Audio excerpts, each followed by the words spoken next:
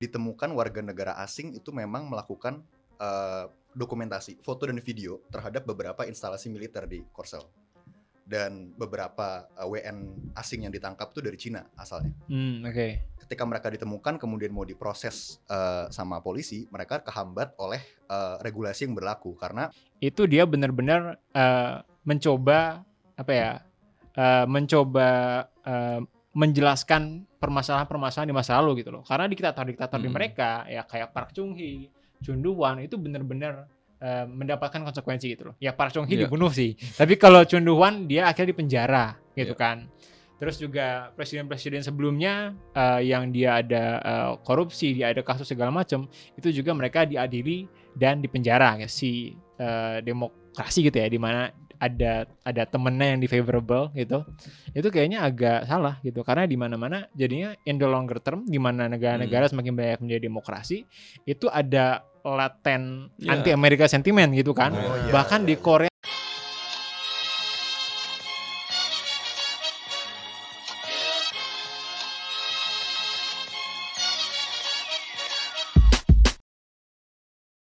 Podcast Bebas Aktif season ketiga episode ke-59. Kali ini bersama gue Raffi, Ikhlas dan Mas Sofwan. Kita akan membahas tentang apa yang terjadi di Korea Selatan bersama Kenzi Rifantia. Selamat datang kembali Kenzi. Thank you. Sekarang adalah ko-inisiator dari salah satu komunitas pertahanan di Indonesia yang paling on fire ya, Masih muda yang paling banget tren. lahir kita. Apa namanya? Komunitas Pedulihan Kam. Bisa dilihat di mana? Bisa Di Instagram @peduli_hankam, Twitter peduli_hankam. Sering melakukan diskusi ya. Betul. Soal berbagai isu sosial politik, dan kemarin salah satu yang didiskusikan adalah ini, isu Korea Selatan. Kita kontenin ya. Benar, karena sangat-sangat panas gitu ya. Tapi sebelumnya teman-teman jangan lupa subscribe kita di Kontekstual di YouTube dan di sosial media lainnya, Instagram dan Twitter dan TikTok @kontekstualcom. Dan kalau teman-teman mau support juga, kita bisa ke Traktir yang linknya ada di deskripsi di bawah ini. Ya, terima kasih kepada para Terima hamba kasih Allah, hamba Allah yang telah support kita. sudah support kita. Ya, kita mulai dengan apa yang terjadi dulu. Jadi di Korea Selatan tanggal 3 Desember malamnya malam banget, sebelum tengah malam, itu presiden Korea Selatan yang saat itu masih presiden. Saat ini juga masih. Masih ya? lah, Siapa namanya? udah enggak. Nunggu proses kan? Nunggu proses. Udah enggak. Dengan sangat cepat dibatalkan oleh parlemen Korea Selatan. Jadi parlemen Korea Selatan tuh di tengah malam itu, dini hari, berkumpul 190 orang ya, anggota DPR. Ada yang manjat pagar sambil live streaming di Instagram kalau nggak salah, untuk membatalkan darurat militer ini, dan akhirnya membatal. Kalau nggak quorum berarti berlaku. Betul. Dan mereka nanti keburu diambil satu. Dan di gedung DPR-nya pun Presiden Yoon Suk Yeol memerintahkan militer untuk melakukan berbagai blokade agar quorum ini nggak tercapai. Tapi akhirnya gagal juga kan. Bang, videonya banyak beredar di media sosial, lucu-lucu sih sebenarnya videonya. Nah, kelas kita mulai dari awal dulu, pengantar. How did South Korea come to this gitu? Ini menurut gue peristiwa yang gila sih. Gila dan agak lucu sebenarnya. Ngapain sih ini orang sebenarnya? Lebih ke lucu sebenarnya. Lebih lucu kan? Agak aneh gitu, ngapain? Agak aneh. Atau Absurd. rasanya tuh out of nowhere, tapi out of nowhere beneran gak sih? Ya, jadi sebenarnya nggak totally out of nowhere. Of course ada Yoon Suk Yeol have his reasons pastinya. Tapi ya banyak orang melihat kayaknya reasons itu nggak cukup gitu untuk kita mendeklarasikan martial law. Jadi memang Yoon Suk Yeol ini kan dia terpilih sebagai presiden yang tidak punya mayoritas di parlemen gitu kan. Jadi memang ada hambatan dalam menjalankan agenda-agenda politik domestiknya gitu. Nah, jadi itu satu yang pasti.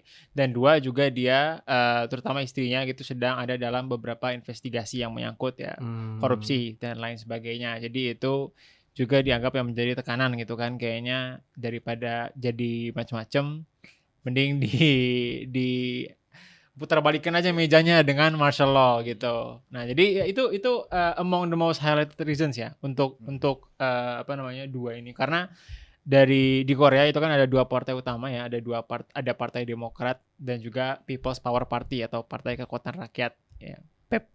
Singkatnya partai apa ya? P3. Nah, ya P3.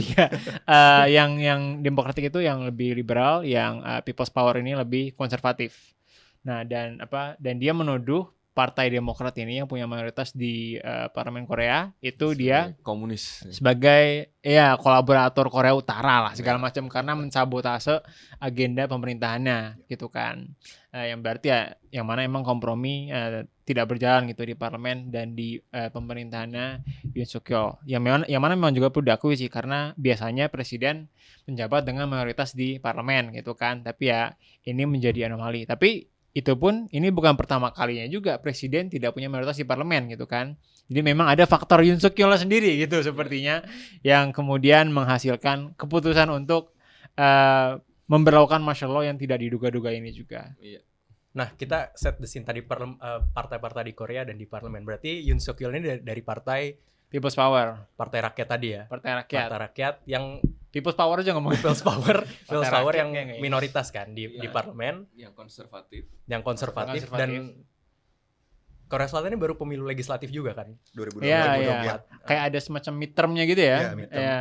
Dan ya pokoknya konfigurasi parlemennya sekarang didominasi oleh oposisi Partai Demokrat tadi yang lebih liberal dan berarti si ini kayak Jokowi periode pertama kali ya. Dia presiden yang di parlemennya minoritas gitu. Nah, tapi kan alasannya tadi Ikhlas bilang nggak cukup untuk martial law gitu. Emang pilihannya cuman martial law, maksud gua lu bisa melakukan hal yang sama seperti Jokowi ngobok-ngobok kongres partai misalnya. Kenapa martial law gitu? Ada ide sebenarnya dari itu. Tapi ada konteks yang menarik juga yang mungkin bisa lebih melatar belakangnya kenapa Yoon bisa sampai kesimpulan itu. Karena tahun 2022 sampai 2024 memang udah ada beberapa kasus di mana ditemukan warga negara asing itu memang melakukan dokumentasi, foto dan video terhadap beberapa instalasi militer di Korsel. Dan beberapa WN asing yang ditangkap tuh dari Cina asalnya. Oke. Ketika mereka ditemukan kemudian mau diproses sama polisi, mereka kehambat oleh regulasi yang berlaku karena criminal law di sana untuk bisa memproses spionase itu mengkategorikan yang bisa diproses adalah enemy of the state. Enemy of the state dalam hal ini dispesifikkan Korea Utara. Cina nggak bisa diproses dalam undang-undang itu. Nah, Yoon mau merevisi undang-undang itu supaya mata-mata yang dia temukan, yang dia klaim telah menemukan ini bisa diproses dengan menggunakan regulasi itu. Nah, kebetulan karena parlemen tadi dikuasai oposisi, mereka membatasi, menghalangi supaya revisi ini nggak jalan. Karena of course dari sisi Democratic Party mereka berargumen ini undang-undang kalau direvisi bisa berpotensi disalahgunakan. Ya, untuk lebih menangkap, luas gitu ya. Iya, untuk menangkap oposisi mungkin bisa jadi. Which is bener kan? Bisa jadi, bisa jadi. Itu argumen dari mereka. Nah, 2 tahun ini berlangsung, Yoon cukup frustrasi karena memang menurut beliau mungkin memang faktanya ada nih musuh yang dianggap perlu banget dibasmi, sementara oposisi menghalang-halangi upaya untuk mengatasi itu. Nah, sampailah kepada argumen di mana oposisi kita sekarang melindungi musuh-musuh negara, melindungi ancaman komunis dari Korea Utara, ancaman mata-mata dari Cina. Nah, apakah kemudian ini harus direspon satu-satunya cara dengan menggunakan martial law? Mungkin enggak juga ya. Karena kalau misalkan kita menggali lagi ke kepartaian Korea Selatan, sebenarnya bisa aja Yoon ini berusaha mengambil hati dari pertama faksi-faksi di dalam partainya sendiri, People Power Party, karena kebetulan ada banyak faksi yang saling berbeda kepentingan, berkompetisi. Kemudian dari sisi oposisi sebenarnya kalau misalkan Yoon mau lebih terbuka terhadap demand atau tuntutan dari oposisi, mungkin aja mereka bisa melunak. Tapi memang ada faktor psikologis juga dari Yoon ini yang memang relatif cukup keras kepala, kurang bisa berkompromi khususnya dengan lawan-lawan politiknya. Jadi yang terjadi adalah stand off antara ya sisi beliau dan oposisi. Jadi emang udah nggak bisa dijembatani. Makanya sampai ke kesimpulan mau nggak mau harus martial law. Udah bukan presiden masih disebut beliau ya. Ini berusaha menerapkan kesopanan Kesopanan timur ya karena Asia Timur. Tapi justru Korea kalau secara sistem kenegaraan gitu ya di antara the least timur di antara negara-negara timur gitu kan. Banyak sekali influence barat. Karena dari sebagaimana dia ya menjadi negara liberal demokratik seperti sekarang gitu loh, dengan civil society yang sangat resilient, dengan partai oposisi yang sangat resilient gitu kan, yang mungkin jarang ditemui di banyak negara lainnya gitu. Gitu. Iya, tapi itu juga apa ya? Juga hal yang sebenarnya nggak dari awal kan. Jadi Iya, betul. Korea Selatan itu kan memang justru dulu sangat familiar dengan Dictatorship. represi, Represi. militer dan kekuasaan militer juga gitu. Jadi dia bukan menjadi liberal dan demokratik karena dia paling barat. Justru barat membawa dan membuka pintu untuk represi, kekuatan represif kan.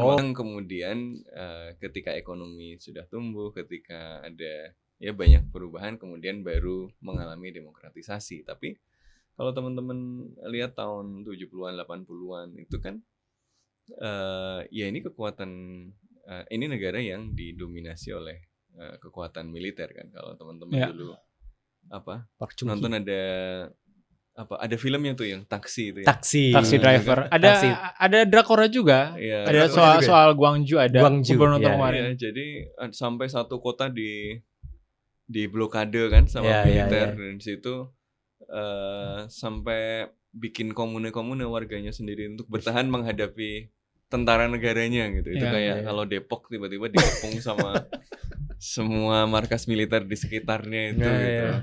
Depok kok Brimob langsung kelar tuh Gonda ya.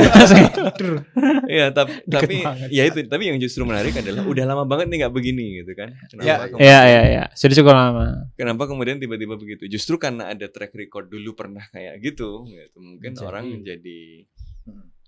jadi khawatir lagi. Ini bukan hal yang baru ini dan ini traumatik sekali gitu ya, sehingga kemudian responnya memang luar biasa. Cuma pertanyaan gue tadi ke Kenzi kan telur atau ayam gitu loh. Maksudnya kalau dia menemukan prediksi mata-mata tadi gitu ya.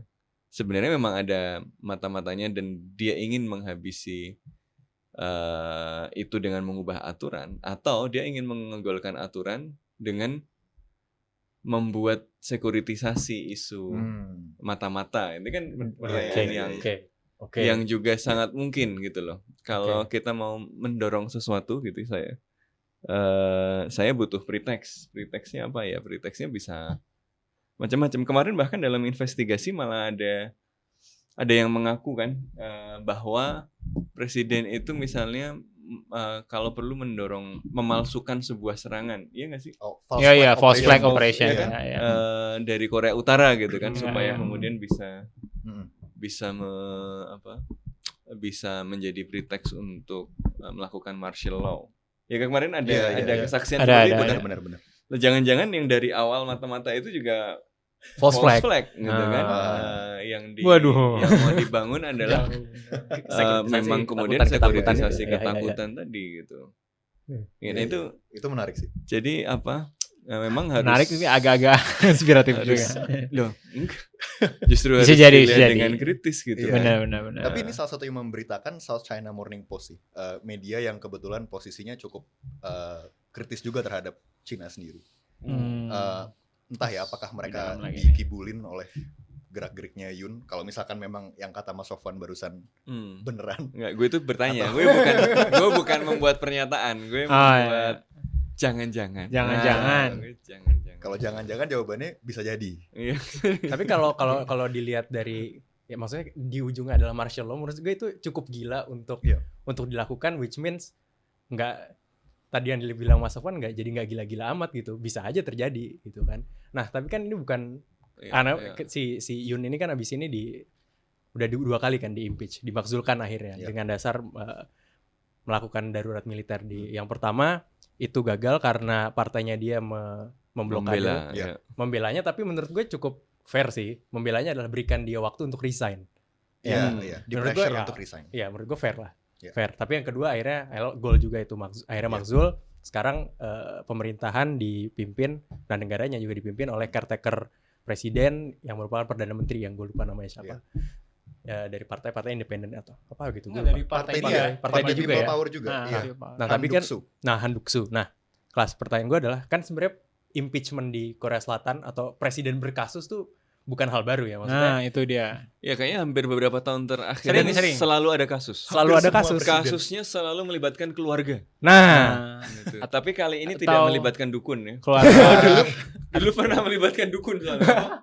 Spiritual Advisor gitu ya. advisor gitu. keluarga atau ya itu 2016 ya. Iya. Sama cebol-cebol juga biasanya. nah Korupsi. itu kan ya menurut gue itu sangat-sangat sering apalagi di negara demokrasi yang cukup baik seperti Korea Selatan gitu. Ada apa di sistem politik Korea Selatan atau apa ya kaderisasinya atau mungkin emang ada sejarah mereka yang membuat presiden-presidennya begitu bermasalah atau apa yang membuat banyak sekali presiden Oke, bermasalah. tapi pertanyaan menarik tuh, karena dari intonasi lo tuh ada apanya tuh kayak ada insinuasi bermasalah gitu. Ya, Padahal menurut gue justru dari Hati-hati lo nanti diserang K-popper lo. Korea. ya justru bermasalah. menurut gue K-popper tuh tapi budayanya kalau Korea mah nggak peduli Oh, dia. nggak ada budaya. Kalau ada artisnya dulu siapa? Nah, ini yang diserang nih Oke, kayak gitu. gini. Nah, tapi intinya justru kalau menurut gue bukan ada yang salah dari Korea ini, ada yang benar justru. Karena ya mereka ada banyak presidennya, ada 4 presiden yang paling enggak yang udah pernah diinvestigasi dan Banyak dipenjara. banget. Banyak ya, sebagian diantaranya ada yang kemudian di pardon gitu ya, tapi sebagian ada yang masih dipenjara ya, bahkan ada yang tidak bisa menanggung rasa malu gitu sehingga mengambil jalan yang lain. Nah, tapi bahwa ada banyaknya, kita lihat kan prosesnya itu berjalan dengan sangat cepat ya, resistensi terhadap martial law ini. Makanya martial law ini mungkin salah satu terpendek dalam sejarah gitu ya, cuma sekitar 3 jam, Iya, gitu. 3 jam. 3 jam dini hari itu yang menurut Iya. yang keren. Karena ya perlawanan dari secara politik, secara sosial itu benar-benar all out gitu. Iya. Dan yang tadi bisa dibilang ini nggak terjadi dalam semalam gitu. Ini merupakan sebuah bangunan hasil dari memori, dari trauma-trauma masa lalu, yang mana itu menurut gue di-reinforce dengan adanya not fully demokratik ya, not fully transparan, tapi leaning ke situ gitu, tradisi demokratik yang dia dari era diktator itu dia benar-benar mencoba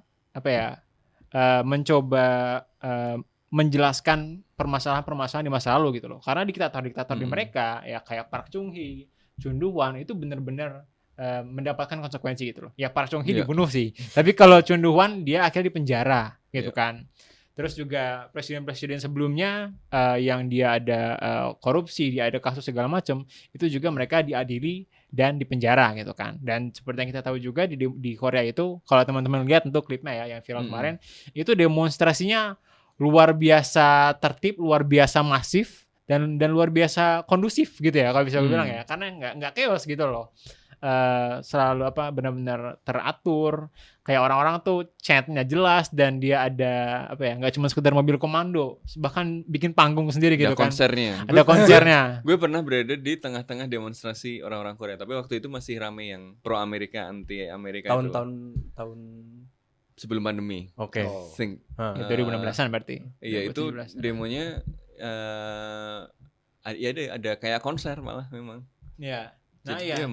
memang udah biasa begitu. Dan menjadi gitu. pop Nah, mungkin ya. iya. Nah, menurut gue budaya itu resistensi dari secara di komunitas politik dan masyarakat itu terbangun ya karena mereka dibiasakan dengan hal itu gitu kan. Mereka dibiasakan dengan lewat misalnya dengan lewat pengadilan presiden-presiden sebelumnya, mereka jadi dibiasakan dikasih tahu, oh ini mereka salah loh, dan bahwa kita protes itu it works Dan ada akuntabilitas, kita dan ada bisa akuntabilitas. menuntut akuntabilitas terhadap si presiden walaupun dia adalah Iya. tokoh yang berkuasa secara politik. gitu. Benar. Nah, dan ini ya mungkin buat beberapa pihak gitu kan kayak ngeliatnya ini kacau banget nih, ini korup banget nih, gitu. Tapi justru dari pengakuan itu justru terbentuk democratic resilience itulah kalau bisa dibilang di masyarakatnya gitu. Beda misalnya kalau Apakah ex-diktator Anda sedang meninsinuasi bahwa harus ada presiden yang masuk penjara? enggak, tapi masa di negara lain gitu kan ada ex-diktator juga yang dia tidak diadili misalnya. Ini kan yang kemudian yang bukan bukan masalah di penjara apa enggak ya, diadili aja enggak gitu loh. Iya, Jadi enggak ada verdict ini orang salah apa enggak gitu loh. Ya. Nah, dan itu menjadi titik Iya. ya titik buram dalam sejarah sehingga ya sampai sekarang juga orang masih bisa historical denialism misalnya, ya udah dia nggak salah, dia berbuat baik Dan ketika banyak untuk kondisinya rakyat lebih ini segala sudah macam. kondusif lagi bisa diubah lagi kan? Betul. Misalnya pemilu jadi dipilih sama DPR Iya. aja gitu Nah, kan nah. sekali lagi gitu. Tapi yang menarik dari Korea Kayak juga, gitu. dari presiden-presiden yang tadi kontroversial itu adalah prosesnya tuh dua. Pertama dikucilkan secara politik, which is impeachment, dan satu lagi secara legal. Jadi dua-duanya itu hal yang terpisah, dan dia harus menerima hukuman politik selesai dari jabatannya dan hukum. Tapi itu kan contoh checks and balances Yang sangat Iya. bagus berarti. memang robust kemudian kan sekali. dipisahkan Hmm. eksekutif, yudikatif sama legislatif gitu kan. Berarti kan kontrolnya kalau impeachment dari legislatif, Iya. kalau legal berarti kan dari yudikatif kan. Dan ya ini menunjukkan betapa pentingnya oposisi berarti kan. Betul. Dan oposisinya juga bukan oposisi. Kalau di Indonesia kan sebenarnya nggak ada ya kata oposisi itu dalam dokumen legal oposisi itu nggak ada. Di luar pemerintahan. Di luar pemerintahan adanya gitu ya. Cuman kan kalau di Korea ini sangat mengagumkan menurut gua karena yang melakukan impeachment adalah partai sendiri juga. Partai sendiri ya walaupun banyak yang abstain tapi beberapa Tapi juga. di parlementer memang sering begitu. Di Indonesia juga pernah kejadian. Tapi kan Dulu presidensial ketika demokrasi Indonesia liberal. demokrasi parlementer, dulu waktu Indonesia menandatangani Mutual Security. datang di sebelum Mutual Security Act itu San Francisco yang sama Jepang ya. 45 berarti. Enggak, 50-an juga. 50-an. Setelah itu Mutual Security Act itu kan Perdana Menterinya Mas Yumi. Dan mereka koalisi sama PNI gitu kan. Ini bahkan sama Mas Yumi dan PNI sendiri dihabisi di parlemen gitu loh. Ya, Jadi, ya. ya. Jadi karena dianggap Iya. tadi melanggar bebas aktif ya, melanggar bebas aktif. Mantap. apa yang membuat sistem politik Korea Selatan seperti ya robust seperti itu kan? Padahal kan kalau dibanding sama Indonesia ya sebenarnya transisi dari diktator militer juga. Iya. Eranya juga nggak jauh beda kan. 80-an kan selesainya ya Korea Selatan. Iya, 80-an. Conjuncture-nya di mana nih conjuncture? Conjuncture-nya iya kan cuma beda 10 tahun paling sama Indonesia, tapi Iya. nasibnya beda. Apa faktor-faktornya? Satu hal yang gue notice dari khususnya yang terlihat ketika demonstrasi anti Yun kemarin ya adalah semua lapisan masyarakat itu sadar gitu bahwa demokrasi perlu dipertahankan dan mereka harus bergerak. Bahkan kayak tadi kayak kelas bilang para K-popper yang mungkin tidak berkaitan dengan Korea-Koreaan. Tapi sebenarnya banyak dari influencer K-pop pun juga turun. Iya. Dan juga menginfluence orang-orang, kita harus mertahanin demokrasi kita loh. Ini si Yun mau ngacak-ngacak demokrasi kita loh, dan kita harus mempertahankan itu. Dan kayaknya kesadaran seperti itu emang hanya bisa muncul di masyarakat yang memang pertama bisa terdidik, pendidikan aksesibel untuk semua lapisan, berkualitas juga, dan yang lebih penting mungkin kalau di kita PKN ya, kalau di mereka kayaknya ada pelajaran civics juga, yang mana kewarganegaraan, yang mana juga diajarkan tentang sejarah mereka secara ya murni dan objektif gitu, tanpa diselubungi kepentingan-kepentingan tertentu. Murni dan objektif. Iya. Wah, ini apa nih? Agak Ya kalau menurut gue sih ya simply karena ini virtuous cycle gitu. Tapi bukan soal economic growth ya. Ini kan soal institusi. Jadi kita bicara institusi aja gitu, atau proses demokrasinya. Ya karena dia bisa berkali-kali dapat kejadian gitu kan, di mana diktator dijatuhkan, diadili, presiden bersalah diadili. Dan dulu kan sekarang kan damai ya, maksudnya meskipun militer dikerahkan tapi nggak ada yang tumpah darahnya atau segala macam. Kalau dulu kan Gwang Jua Prajeng itu berdarah-darah itu mahasiswa. Gue nggak tahu ya secara casualty-nya, tapi kayaknya lebih banyak daripada kita misalnya waktu 98. Mereka benar-benar dan Gwangju itu bukan kota besar gitu, bukan Seoul gitu ya. Tapi itu kayak Surabaya atau Semarang gitulah gitu. Kalau kita pembantaian kan paling di desa-desa. Di desa-desa. Kayak atau di Aceh yang di pinggiran dan seterusnya gitu ya. Iya, dan itu kota. Dan itu tuh itu yang kemudian, dan itu nggak cuma sekali gitu. Bayangin kejadian di kita kayak 98, tapi itu nggak sekali. Berkali-kali. Itu berkali-kali gitu.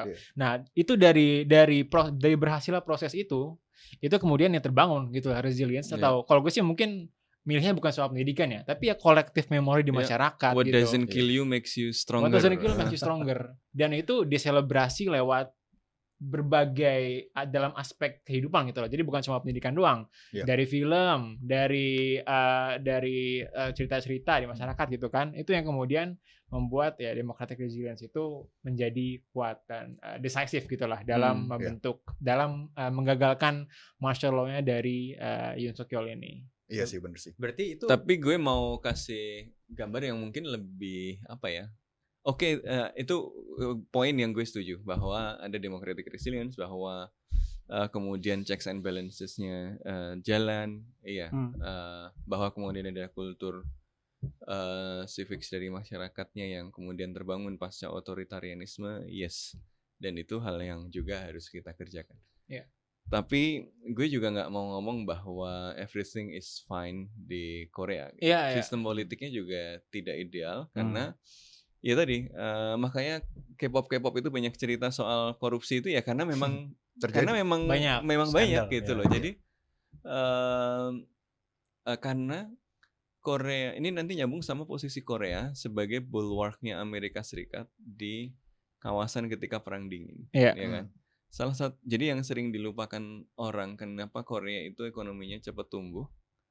Salah satunya adalah karena memang Amerika Serikat yang merupakan kekuatan utama dunia pada waktu itu membutuhkan bulwark yang kuat secara ekonomi. Makanya kemudian Korea Selatan, Jepang sebelumnya, kemudian Korea Selatan itu mendapatkan investasi yang bantuan besar dan dukungan untuk pengembangan teknologi transfer teknologi yang juga kuat. Yang kemudian di Asia Timur ya muncul dikapitalisasi ya melalui apa yang kita sebut sebagai developmental state kan, di mana negara kemudian memilih yang championsnya kalau di Korea namanya cebol itu, kemudian cebol bukan cebol, iya cebol, dwarf, cebol itu untuk kemudian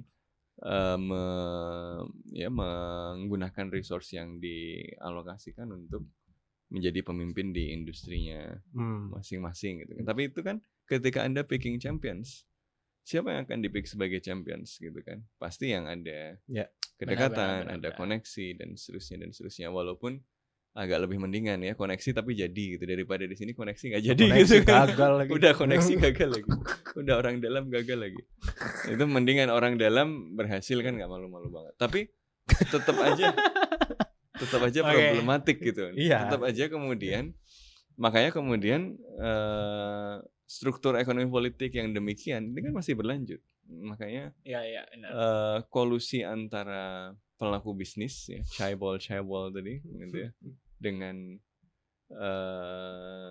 pemerintahan, politisi, walaupun aturan mainnya kemudian berubah setelah otoritarianisme kan. Kalau dulu otoritarian negara ya ke penguasanya gitu. Sekarang mereka bisa invest ke banyak politisi, tetapi struktur ekonomi politik di mana kekuatan ekonomi dan kekuatan politik itu sering berselingkuh itu ya terjadi juga gitu. Dan bahwa ada banyak kasusnya itu tadi satu sisi positifnya adalah tanda bahwa sistem checks and balance-nya jalan, tapi juga sekaligus tanda bahwa ya memang masalahnya ada. Memang ada problem di struktur ekonomi politiknya sehingga kasus korupsi banyak banget gitu. Benar. Kok bisa misalnya ada presiden yang keluarganya bisa mempengaruhi kebijakan. Kok bisa ada pemerintah yang kebijakannya dipengaruhi oleh spiritual advisor gitu. Kenapa keluarganya bisa terlibat dalam misalnya konflik of interest dengan bisnis besar dulu Lotte ya dulu kan. Dan seterusnya. Jadi itu kan problem gitu. Bahwa kemudian ada kontrolnya dan itu bagus iya. Tapi bahwa itu ada problem itu juga salah. Juga problem gitu loh. Jadi memang kita harus melihatnya dengan seimbang, dan ini dalam konteks inilah kemudian menurut gue persaingan antara Partai Demokrat tadi sama PPP itu juga ada dalam konteks itu kan. Yang Demokrat ini kan kebanyakan adalah ya memang mereka yang cenderung relatif tidak sedekat itu dengan Amerika Serikat. Betul, Misalnya betul. Cenderung kritikal dengan Oke. dengan posisi Korea yang menjadi semacam apa ya? Gacauannya Amerika di satelit sini. itu dari Amerika Serikat Iya, gitu iya. kan. Sementara Yoon dan PPP ini kan cenderung sangat dekat dengan Amerika Serikat gitu kan. Bulwark lah dulu, dan ini kan dulu memang membelah masyarakat Korea gitu kan, yang tua-tua, yang konservatif itu melihat bahwa survival mereka itu kan sangat berkaitan dengan Amerika Serikat, karena kalau enggak kan mereka kalah sama Korea Utara, sudah mau kalah itu sama Korea Utara. Jadi mereka cuma bisa survive dengan bantuan Amerika Serikat ya, dan dunia internasional. Kalau enggak, mereka membayangkan ya mereka sudah dikuasai oleh Blok Timur, berarti mereka nggak akan sejahtera seperti sekarang gitu kan, yang mereka bayangkan. Jadi di sisi lain ada yang melihat bahwa ya ini menunjukkan bahwa kita dikuasai oleh kekuatan, justru didominasi oleh Amerika Serikat misalnya, walaupun mereka bukan anti Amerika Serikat juga, tapi ini adalah generasi-generasi yang melihat bahwa zamannya sudah berubah gitu. Ada aspek generasional juga. Yang tua-tua kan cenderung konservatif karena mereka perang bareng sama Amerika Serikat loh gitu. Dalam konteks perang dingin. Benar. Sementara yang muda-muda udah nggak relate lagi sama hal-hal itu gitu. Ya jadi the picture is not all rosy gitu lah ya. Karena gambarnya nggak hitam putih. Jadi ya memang ada baiknya, ada jeleknya. Ada jeleknya. Gitu. Kalau yang terutama terhadap bukan korupsi politik ya, tapi kalau dari pejabat politiknya sih saya ngeliatnya lebih keras gitu. Tapi emang kalau soal kecebol dan penguasa ekonominya itu yang lembek gitu kalau bisa dibilang. Karena kemarin juga, bukan kemarin ya, tahun lalu kalau nggak salah juga baru ada itu chairman Samsung itu dapat nggak jadi dihukum gitu di pengadilan. Dan itu ya yang paling sering absen buat pardon presiden gitu ya. Di akhir masa jabatan selain politisi ya pengusaha gitu. Jadi biasanya kalaupun di penjara atau apa biasanya nggak lama lah cebol itu pasti. Iya, kayak ada apa film-film kayak apa? Big Mouse. Itu sih fiksi ya tapi ya. Oh, tapi itu asik, berdasar based on true story. Historical fiction. Nah, dan ya setuju juga tadi kalau ada dan kalau kalau sama Amerika ini masalahnya kan sebenarnya keberlanjutan dari perang dingin dulu sih. Jadi kayak Amerika cenderung nggak peduli juga siapa yang berkuasa gitu. Yang penting bisa diandalkan. Which means dia sering kali juga mendukung diktator yang waktu itu berkuasa atau presiden yang memiliki kecenderungan diktator di Korea Selatan gitu loh. Kan nggak pernah. Dan kemarin juga termasuk ya, orang ada beberapa cukup viral komen gitu karena dari Amerika Serikat gitu merespon martial law ini nggak ada kritisisme sama sekali gitu terkait kekhawatiran demokrasi apa gimana. Cukup kayak ambivalen. Iya, cukup ambivalen, kayak mengamati perkembangan situasi gitu kan, kayak sangat ambivalen gitu. Sementara kalau di kasus-kasus lain misalnya sangat lantang berbicara soal demokrasi. Tergantung teman atau bukan lah. Tergantung teman. Jadi ini kan ya kayak continuation kita juga dulu kan di zaman Soeharto seperti itu misalnya. Itu yang jadi problematik dan buat beberapa orang meskipun sedikit ya, tapi sentimen anti Amerika Serikat memang cenderung naik di Korea Selatan gitu loh. Jadi makanya memang tadi ya kayak kecenderungannya dari Partai Demokrat itu lebih cenderung tidak begitu favorable ke Amerika Serikat, dan ke Korea Utara mereka tidak cenderung lebih dovish gitu lah istilahnya, nggak kasar. Oleh karena itu bisa ketemu kayak Kim Jong Un sama Moon Jae-in waktu berapa tahun sebelumnya, dan kemudian mereka juga bisa lebih terbuka sama Cina gitu. Sementara kalau di partai People's Power itu mereka lebih cenderung ke Amerika Serikat, hawkish ke Korea Utara, dan juga sama anti ke Cina juga. Sama mungkin satu lagi Jepang sih, karena kan kemarin di masa Yoon itu mulai ada inisiatif untuk merekonsiliasi gitu lah hubungan Korea Jepang. Tapi kalau Demokrat ini anti banget sama Jepang karena ya luka-luka masa lalu yang masih ada, yang sama juga dirasakan oleh banyak negara-negara di Asia Timur akibat penjajahan Jepang gitu. Iya. Nah, karena kita udah masuk ke soal foreign policy ya, kan abis ini kan prosesnya dulu ya, prosesnya setelah pemakzulan ini kan kemarin tanggal 14 ya dimaksudkan 14 Desember. Nextnya apa? Ya kita di situ dulu nextnya apa ya, karena setahu gue prosesnya akan sangat panjang. Sangat panjang, benar. Dan mulai dari situ dulu. Iya, karena setelah proses pemakzulan di National Assembly di DPR itu bola kemudian dilemparkan ke MK, Mahkamah Konstitusi, Constitutional Court mereka. Bentar. Yang mana? MK-nya besan bukan? Waduh. Bukan. Bisa dijawab nggak tuh? Kalau di sini kayak gagal terus kayak impeachment-nya. Semoga yang di sana lebih objektif dan rasional. Bisa dicek dulu kan. Sana kan Kita cek. Siapa nama hakim? Yun juga bukan ini apa MK-nya Marga Yun gitu ya.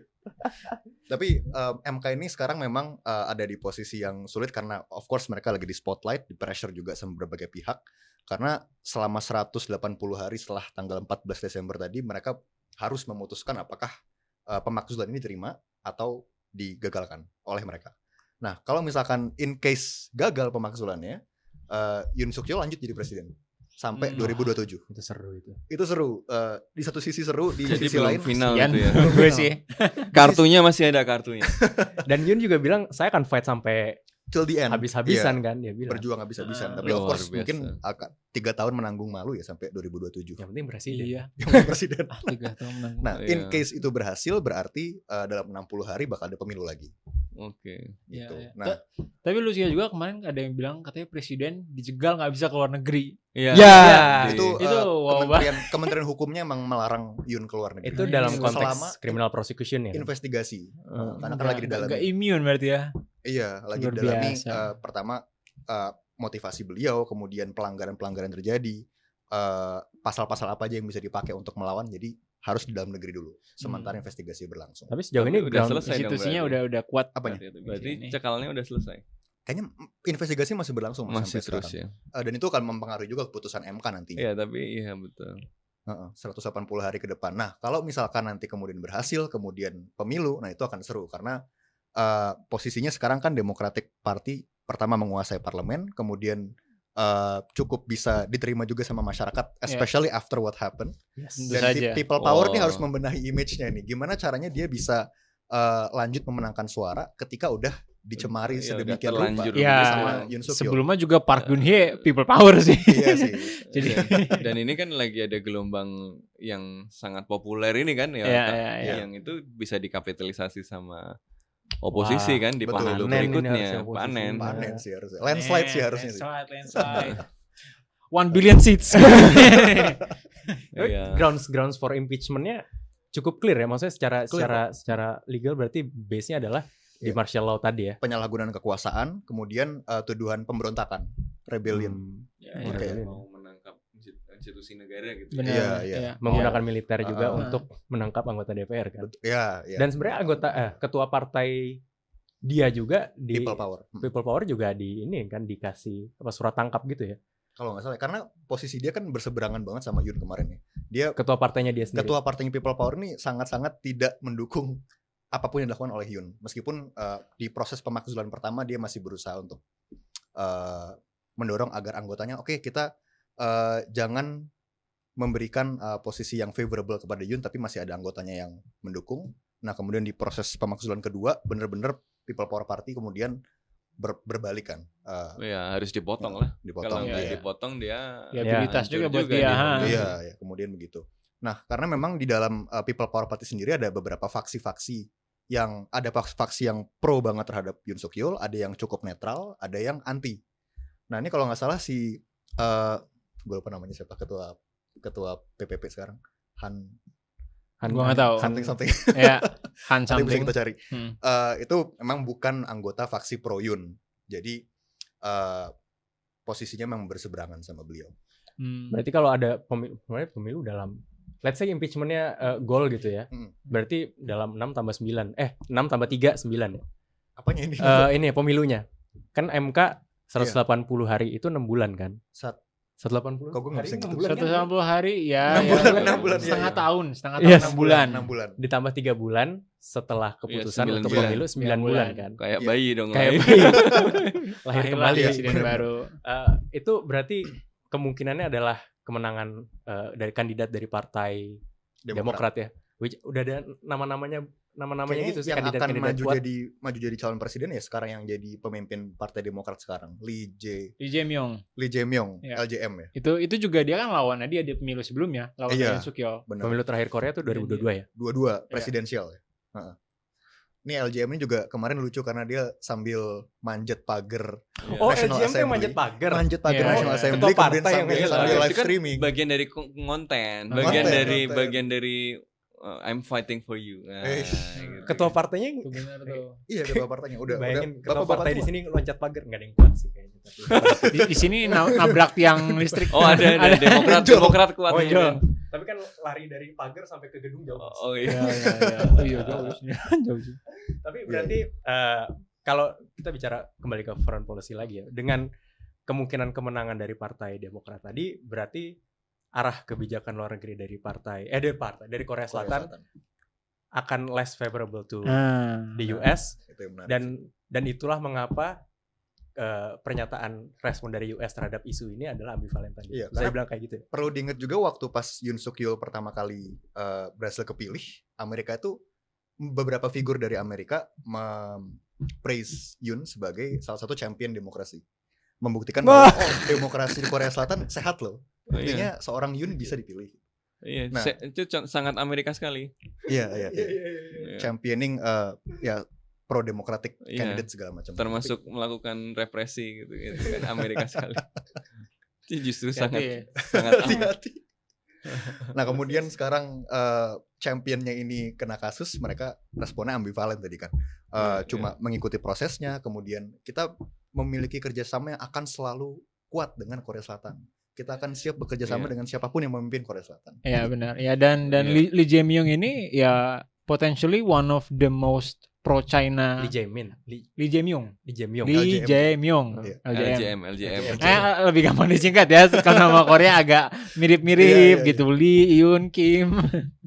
Nah, untungnya gue terbiasa nonton drakor. Nah, he's one of the most pro China meskipun nggak bisa di count as pro China ya, tapi compared to previous presidents itu dia one of the most pro China dan Lebih itu yang kemudian kompromis mungkin. ya lebih mau membuka apa ya, alias nggak menggantungkan aliansi kepada Amerika Serikat gitu loh, kayak like the future is ya China, harusnya kita membuka hubungan dagang, hubungan ya diplomatik lainnya dengan China yang kemudian lebih membuka potensi sekiranya nanti untuk terus survive Korea Selatan itu nggak selalu dengan aliansi dengan Amerika Serikat, tapi emang dia chart their own way ke depannya. Ini yang kemudian ya dikhawatirkan dari sisi Amerika Serikat. Makanya Amerika Serikat juga lagi grapple ini kan dengan realitas ini, mereka harus ngapain gitu kan, karena mereka butuh bulwark lagi gitu ya. Tapi Jepang, masih ada tentara Amerika Serikat kan di Korea Selatan ya. Masih. Tapi kan kalau pemerintahannya kemudian nggak kooperatif, base-nya bisa di kick out. kick out kan. Seperti protes-protes yang terjadi di Jepang. Walaupun masih jauh sih, kayaknya sih Korea sih masih paling lebih terbuka sama Cina juga nggak akan kemudian tiba-tiba keluar dari hub and spokes-nya Amerika Serikat kan. Cuma Amerika Serikat juga lagi puyeng juga karena di tempat lain sekutu yang penting lain juga lagi kena masalah juga kan. Di Jerman lagi ada baru banget sama impeachment juga kan. No confidence vote. No confidence. Degree-nya beda gitu. No confidence sama impeachment. Iya. Tapi iya betul. Vote of no confidence karena yang dia sebenarnya call sendiri kan ya. Karena tahu udah nggak punya kekuatan. Iya, dan ternyata kalahnya selisihnya lumayan ya, 300-an sama 200-an kan. Jadi kemudian pemerintahannya jatuh di saat-saat yang juga kritis gitu. Perang Rusia Ukraina masih berlanjut gitu. Trump mau naik bulan Januari, tiba-tiba Jerman pemerintahannya jatuh. Korea pemerintahannya berubah gitu. Jadi ini tahun ini tuh semuanya terjadi. Shuffling kartu on the deck itu kayak pang gitu. Setelah sebelumnya emang tahun pemilu secara global. Jadi memang 2025 akan sangat menarik. teman-teman. Iya.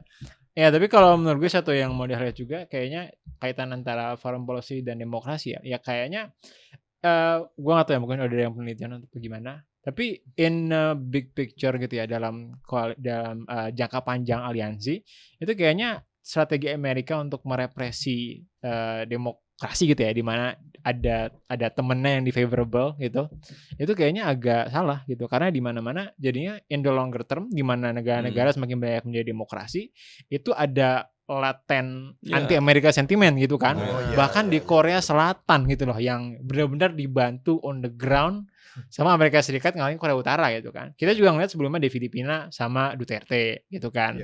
Dan di sini juga kita juga ada gitu kan, Amerika meskipun nggak pernah ada hubungan langsung atau gimana. Jadi itu yang bisa justru in the longer term melemahkan gitu loh dari aliansi Amerika Serikat di dunia gitu, terutama di Asia Timur mungkin ya. Iya, problem kebijakan itu kan emang seperti itu kan, selalu ada trade off dan kita nggak tahu dampak jangka panjangnya seperti apa. Dan kan kapan dampaknya terjadi. Betul. Jadi emang Amerika Serikat itu kan ya dulu kalkulasinya adalah kalau Asia Tenggara, kalau Jepang, Korea itu jatuh ke komunis kan ya udah gitu, ada domino efek dan seterusnya. Makanya dia dukung militer di Thailand, dia kemudian menghabisi misalnya kelompok-kelompok progresif dulu kan, Fridi Banomyong ya, dan yang Tamasat itu ya, dan tokoh-tokoh yang tadinya mendorong reformasi di Thailand misalnya, kemudian ya termasuk di Indonesia juga kan, di Chile, ya di banyak tempat tuh kan, banyak tempat. Begitu karena bagian dari politik perang dingin gitu ya. Dan sekarang masalahnya mentalitasnya kembali lagi ke mentalitas dan cara berpikir perang dingin gitu kan. Sementara retorikanya masih retorika demokratisasi dan seterusnya. Yang ini kemudian jadi nggak match gitu.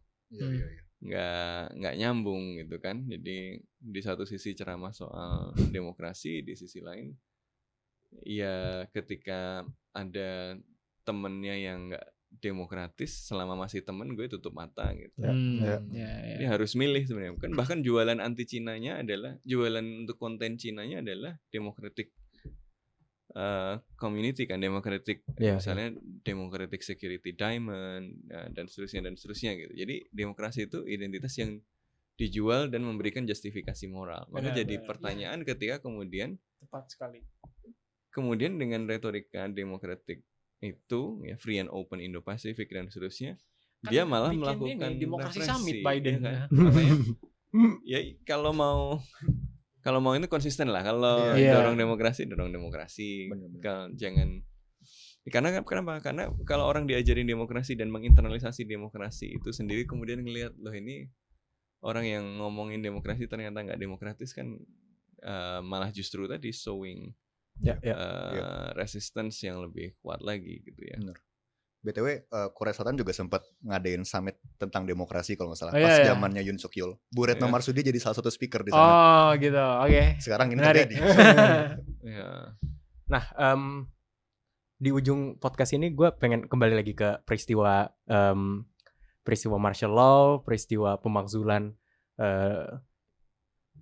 yang akhirnya terjadi juga, dan menaruhnya ke konteks Indonesia gitu. Kita harus mempelajari dari apa yang terjadi di negara lain. Dari tadi udah dihindari nih. Apakah kita harus memaksulkan? Lu mau ngomong gue bukan ke situnya. Serem banget. Bukan saya, Pak. baru naik dilantik masa langsung dimaksulkan sih. Kalau sebelumnya enggak. Tapi kalau kita bumikan ke Indonesia gitu ya. Apalagi sejarahnya tuh ya walaupun nggak sama persis, tapi prosesnya tuh mirip-mirip, banyak kemiripan. Kita bisa ambil pelajaran dari sini, dan apa yang terjadi di Korea Selatan tuh bukan nggak mungkin terjadi di Indonesia gitu. Gue merasa nggak impossible kalau tiba-tiba jam 11 malam nih, sekarang jam 11 malam tiba-tiba ada martial law gitu. Musuh bersamanya kan bisa dibuat lah gitu-gitu. Ada sebuah pernyataan provokatif di sebuah podcast. Waduh. Membahayakan keamanan nasional. Kita disekuritisasi misalnya. Podcast disekuritisasi. Kan kita bisa ambil pelajaran agar ya institusi demokratik kita semakin baik, dan ya publik pun masyarakat kita sebagai ya, rakyat yang memilih. dalam pemilu misalnya atau berpolitik praktis juga, itu kan bisa belajar juga dari apa yang terjadi di Korea gitu. Mungkin apa yang kira-kira bisa dipelajari dari peristiwa ini? Mungkin salah satu hal yang cukup fundamental juga berkaitan dengan martial law kemarin dan demokrasi adalah bagaimana peran lembaga militer dalam negara. Karena tadi seperti yang udah kita explore, Korea Selatan punya sejarah dikuasai oleh militer cukup lama. Mungkin paralel ya sejarahnya sama kita dan tahun-tahunnya mirip-mirip juga. Kejatuhannya pun mirip-mirip tahun 90-an juga. Nah, yang terjadi di Korea Selatan adalah militer sekarang sudah menghargai tatanan yang berlaku, udah menghargai demokrasi dan lebih. Kemarin juga nggak terlalu semangat ya pas disuruh. Agak reluctant sebenarnya kalau dari yang gue lihat. Orang ditoyor-toyor sama orang tuh. Nah, rakyatnya juga setelah mereka menerima latihan wajib militer, rakyat tahu kan. Oh iya, mereka wajib militer juga ya. Mereka suami loh. Kemudian dihadapin sama junior mereka lah. Ini lu kemarin ya juga ya. Iya. Kemarin 12. Jangan gue. Sekarang lu ngadang gua gitu. Nah, sekarang mereka memang bukan loyal terhadap figur seperti yang terjadi mungkin di zaman Park Chung-hee, loyal terhadap pemimpin. Sekarang mereka patuh terhadap konstitusi. Dan ketika DPR atau National Assembly kemarin memutuskan bahwa Yoon harus dimakzulkan, ini martial law salah, harus berhenti, militer patuh terhadap lembaga negara yang memang dalam tatanan demokrasi ini berlaku. Nah, itu berarti bagaimana caranya membuat mereka yang memiliki kemampuan melakukan kekerasan secara sah, yaitu militer, dan kalau di Indonesia ada polisi juga gitu kan, itu memahami konstitusi dan taat pada konstitusi. Nah, itu PR kita di situ. Ya itu satu, dan satu lagi yang mau gue tambahin juga, kalau kita lihat emang global outlook tuh bener-bener yang kayak Korea itu it's kind of a luxury gitu. Bagaimana tadi ada reiterasi proses impeachment dan perlawanan terhadap kediktatoran. Ya, karena kita lihat Amerika aja nggak gitu kan. Makanya kemudian bisa kembali terpilih gitu sana.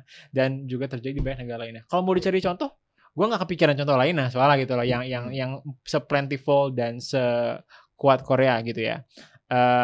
Termasuk juga di kita karena tidak seperti itu budayanya kan. Nah, jadi mungkin bisa kita pelajari gitu kan, bagaimana benar-benar mengakui yang salah itu salah gitu. Tapi kan. Di sisi lain memang mungkin zaman juga sudah berubah ya. Kayaknya dalam tahun-tahun terakhir ini kudeta atau martial law yang kemudian mendiktekan satu represi tertentu itu nggak lancar amat gitu. Benar-benar nggak cuma dalam konteks martial law, cuma maksudnya kan ketika ada ex-pemimpin gitu, nggak harus martial law, tapi dia ada kesalahan represi apa yang lainnya, dihukum gitu itu udah benar dihukum, diakui gitu, biar kemudian ya itu terbangun collective memory dan juga resilience di kita. Problemnya adalah biasanya karena perubahan itu terjadi melalui proses konsesi, jadi kayak reformasi. Kalau kemudian nggak ada pintu atau golden parachute yang diberi, itu kan elit-elit yang diuntungkan oleh kekuasaan Orde Baru itu nggak akan mau membuka pintu untuk reformasi, karena mereka akan tadi diadili tadi kan. Makanya golden parachute-nya kan dikasih biar oke, kita berubah, tapi lu nggak diapa-apain gitu. Gitu loh kan. Nah, ini dilema juga gitu. Misalnya kita mau mendorong perubahan, kan selalu ada begitu. Selalu ada faksi-faksi yang menginginkan perubahan yang total. Tapi kemudian di sini ada faksi status quo yang nggak mau kompromi. Ini kan kemudian kalau perubahannya terjadi, ini kan kemudian akhirnya cuma kuat-kuatan aja kan. Kalau kuat-kuatan begitu, yang kejadian kan seperti apa kan? Misalnya biasanya kemudian melalui proses kekerasan gitu ya, revolusi. Benar. Atau kontra revolusi gitu ya. Maka ketika terjadinya dalam proses yang relatif damai, harganya adalah yang kemudian naik adalah yang ada di tengah-tengah, misalnya yang mau perubahan tapi kompromistis gitu ya. Dan yang mau mundur, mau berubah tapi ya mereka mereka minta konsesi dong. Makanya ini kita sebut sebagai golden parachute tadi. Oke, berubah dari Orde Baru, sistemnya kita perbaiki jadi demokratis, tapi ada impunitas yang tidak eksplisit disebutkan, tapi ya udahlah, nggak usah digangguin gitu, misalnya. supaya mau dikasih. Kalau enggak, Iya. waktu itu kan sampai ada isu yang mau ditembakin itu kan mahasiswa yang ngumpul itu kan, dan sudah ada kejadian kan beberapa insiden. Jadi ya itu sih yang menarik adalah karena di Korea itu sudah terlanjur, mungkin karena kejadiannya sudah Karena banyak, udah banyak dan karena kekerasan udah keras, juga. kekerasannya udah besar. Udah Ini jadi yang di tengah ini nggak ada, nggak bisa ada. gitu. Nah, perubahannya emang Drastis. ya perubahan Drastis. yang Berubah radikal atau itu enggak, gitu. ha. Sehingga institusinya emang institusi yang kemudian berangkat dari trauma itu, checks and balance-nya kemudian jadi lebih kuat gitu. Ya. Kalau Indonesia proses perubahannya adalah proses perubahan yang merupakan hasil kompromi, ada banyak golden parachute. Makanya isu-isu HAM masa lalu itu kan nggak pernah selesai sampai Iya, sekarang. Karena iya. itu bagian dari golden parachute-nya itu. Ginilah. gitu loh. Negara sopan santun. Masalah dengan golden parachute adalah ya tadi ternyata dia bisa naik pesawat lagi. Iya. Oke, Kenzi, terima kasih sering-sering datang dan Sering-sering diundang. sering-sering dong kalau gitu. diundang karena banyak isu yang bisa dibahas sama Kenzi. Thank you juga Mas Sofwan dan Ikhlas. Ya, Indonesia harus terbakar dulu buat rise from the ashes. Phoenix, Rise from the- itu jargonnya Kementerian Kegelapan itu. Thank you juga para pendengar. Kita ketemu lagi di podcast Bebas Aktif episode selanjutnya. See you.